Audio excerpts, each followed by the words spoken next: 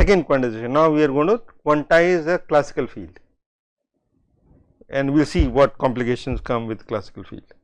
So, let us look at one classical field. There will be lots of classical fields which we will encounter. Well, we did encounter many of them, okay, tons of them in fact. We will focus, well, let us look at several of them in today's class. So, this is Lagrangian for a field which has this is Lagrangian. Given Lagrangian, field theory is fixed, okay. We are not assuming boundaries, boundary is infinite for simplicity. So, this is our in fact, we know this is for string, right, we derived this for string. This was not there V phi, now we are bringing in this V phi, okay, this potential. So, the string is in a potential, okay. So, we will assume a simple potential which is half m squared V phi squared. M is called mass parameter of the field, okay. Now, without this, this is a pure wave equation for a string, right. Rho is mass density, kappa is a constant, okay. So, we can derive Hamiltonian, which I did in the previous classes, and equation of motion. So, equation of motion coming from Lagrange equation of motion, this is definite classical fields. Phi is a field which is function of x and t. So, we get this is the equation.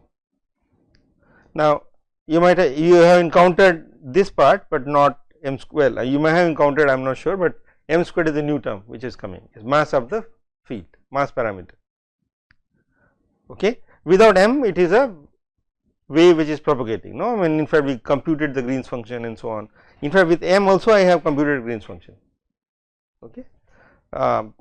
So, the Green's function for this field in Fourier space, k omega space, it is that. So, k squared coming from Laplacian, d by dt gives you omega, and m comes from here, okay. So, this is the Green's function. Now, this I am sure you can derive it from what I did. Now, from the Hamiltonian, okay, now this is our Hamiltonian, I can write, go to Fourier space, okay. I already wrote the Green's function, but okay, we can just recap. So, phi of x is written as Fourier well, basically phi is written in terms of Fourier coefficients phi k is a Fourier amplitude, right, it is the amplitude of the waves, okay. Now, we assume this normalization, and we are assuming the box to be infinite, okay. Now, as I said, you will always encounter not dk, but dk by 2 pi to the power d. D is the dimensional space which could be 2, 3, 4 as well, okay, 4 in fact higher as well. Now, we can invert it. When invert it, this phi k is written in terms of phi x, space integral, and so there is a my plus sign here. So, from phi k to phi x, I put a plus sign, and phi x to phi k I put a minus sign, that is my convention, okay. Now, this for phi real it is a real field so far. You can do the same thing for momentum. Pi is a momentum of momentum density. So, exactly the same thing. These are real fields, classical fields. So, we can do the Fourier transform, no problem. Now, you can substitute it here.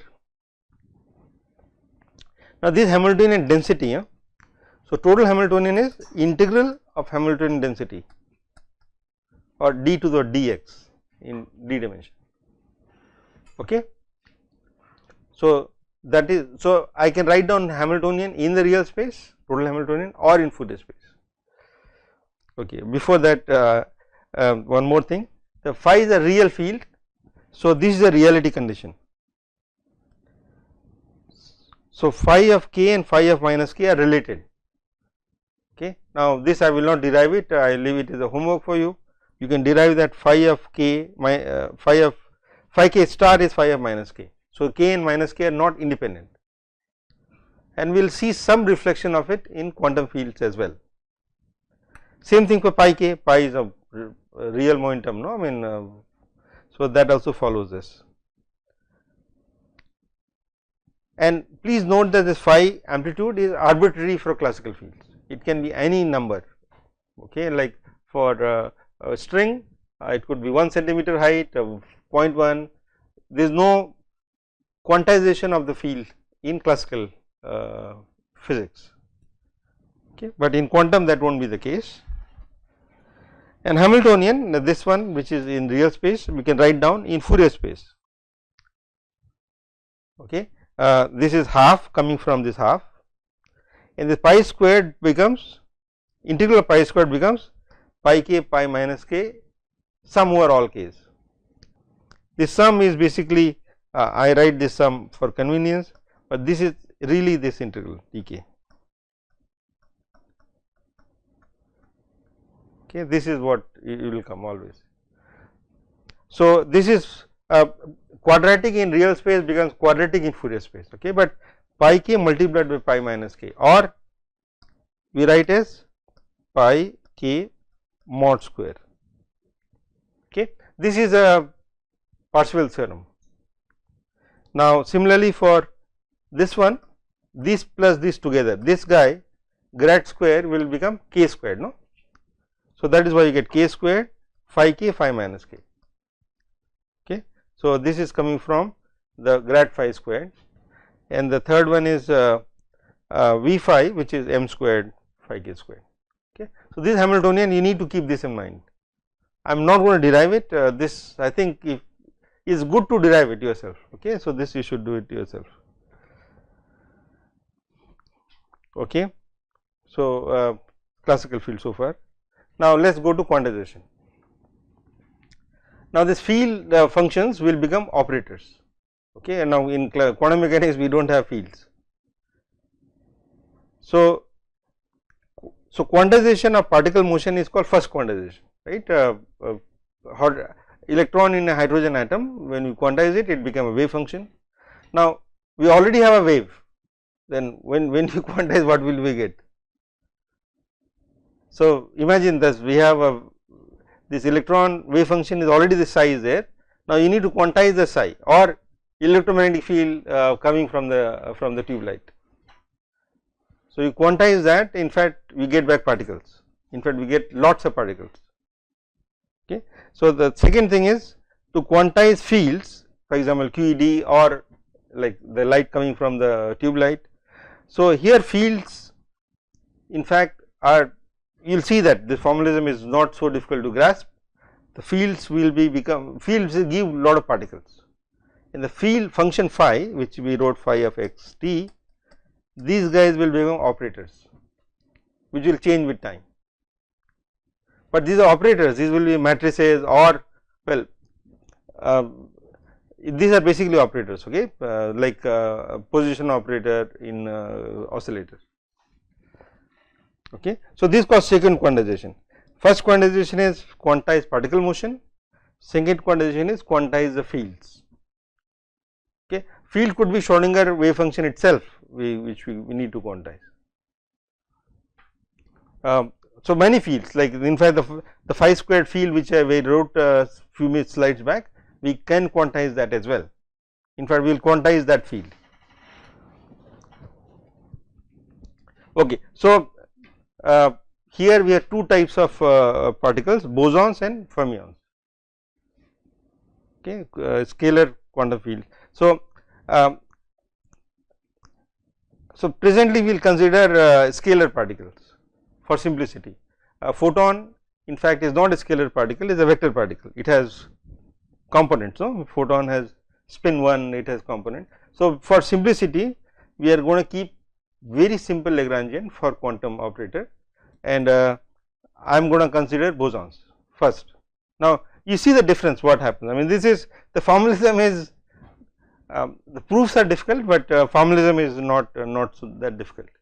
Okay. So, Fourier amplitudes become operators, okay, and these operators will evolve in time, and so this is a Heisenberg picture. In fact, we will not normally deal with a wave function.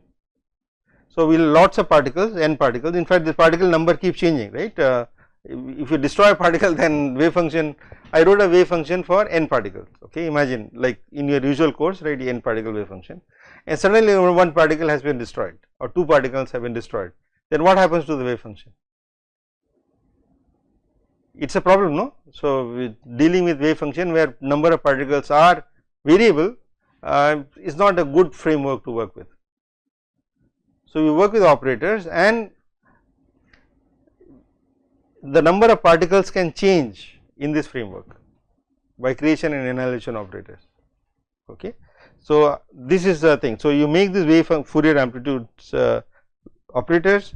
So, we have phi, no, phi I showed you for the string like field. So, we will say phi x t and phi x prime t. Now, this commute. So, this is a commutation, same thing what we do it for quantum mechanics, phi x t operator phi x prime t minus phi x prime t. So, this is different operator, okay. I mean this is this same operator and this a and b, okay, and b minus a b minus b a. So, this phi hat x t.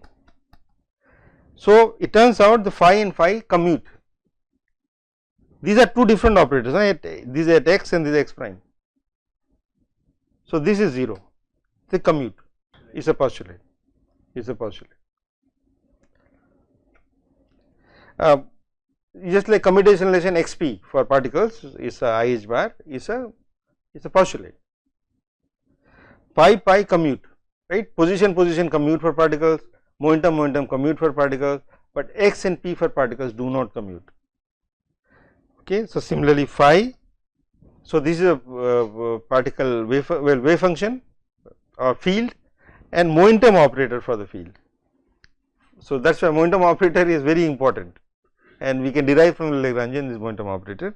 Phi and pi do not commute and the right hand side is I h bar, in 3D it is delta cube x minus x prime.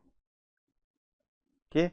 If they are at the same position they will become infinite, if they are at different position they will commute. Okay. So, it is like a particle, you know, particle position and momentum at the same place do not commute. So, that kind of is being captured here. Particle, if you have something is there at the same position, momentum and position do not commute, but if you have the different position then they commute. But this is not a really particle, this is an operator. Okay. So, these are postulates for our field. Now, this is a real space. Okay. Now, we can go to Fourier space. Okay. I think we need to go slow down a bit.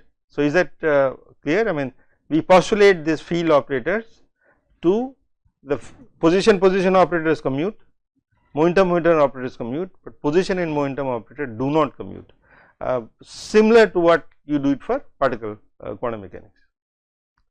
But since this phi is function of x and time, we have phi x and pi x prime.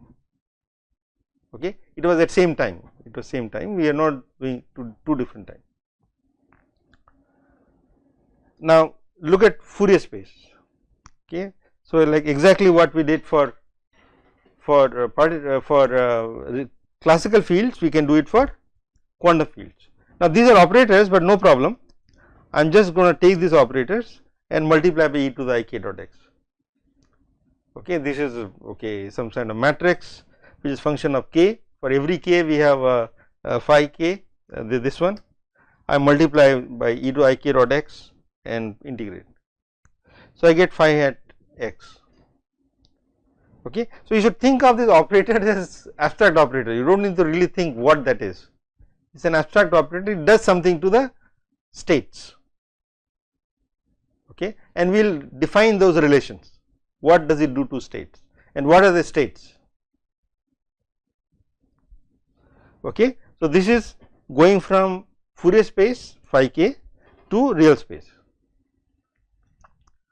We can invert it exactly, well by the way if you know classical field theory, transition is reasonably smooth, you just have to remember this commutation relation and we will find we can work around quite easily. So, from phi hat x I can go to phi hat k. Okay. Same thing, you just replace these fields by operators, same thing you do it for pi, okay, no problem like that. Okay. I just replace those things by these operators which are not very well reproduced in PPT, but these are what they are. All right. So, we are Hamiltonian. well, commutation relation, let us do the commutation relation for the Fourier operators. So, we will work with Fourier space very often. Now, Fourier space has its own intrinsic beauty, okay, which I think I am going to mention it bit later, but let us just do the formalism.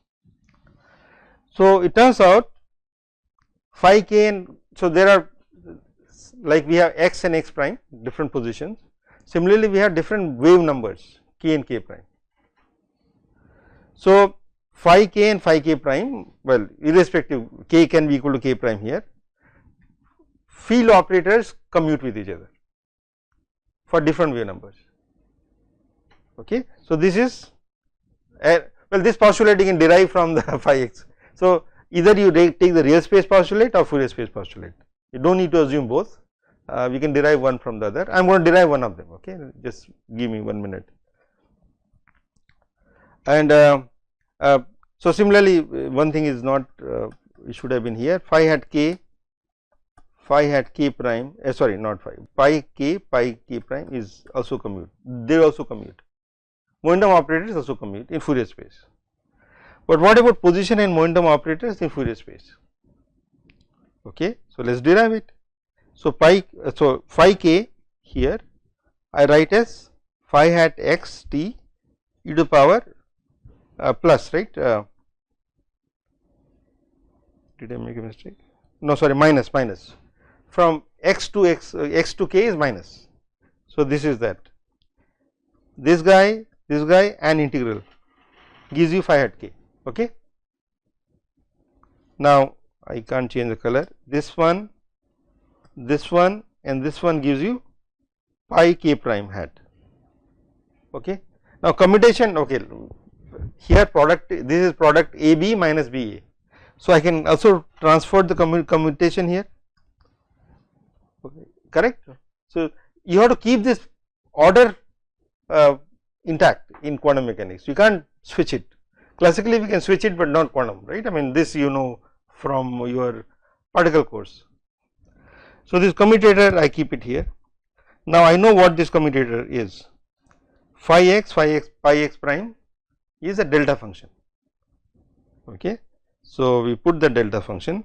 So, this one I put it here, I have gotten rid of h bar is 1 for me, because you need to carry h bar. So, that is produced here and 2 exponentials. Now, in fact, this is a totally real thing, there is no operator in this, delta function is not an operator, it is a function. Okay. Now, what will it give us? X equal to x prime, I just replace x and x prime equal to x, then what will I get? E to power I minus k plus k prime dot x, integrate this, what do I get? I sitting here, I will get a delta function, and this 2 pi will also come, right, 2 pi times delta function, and in 3D is going to be 2 pi cube I k plus k prime, and I forgot this I here, this should be I, the square root of minus 1. Okay. So, this is, you can from real space I can derive Fourier space commutation relations and vice versa. Okay. If you are given these in Fourier space, you can derive the real space, straightforward derivation. Okay.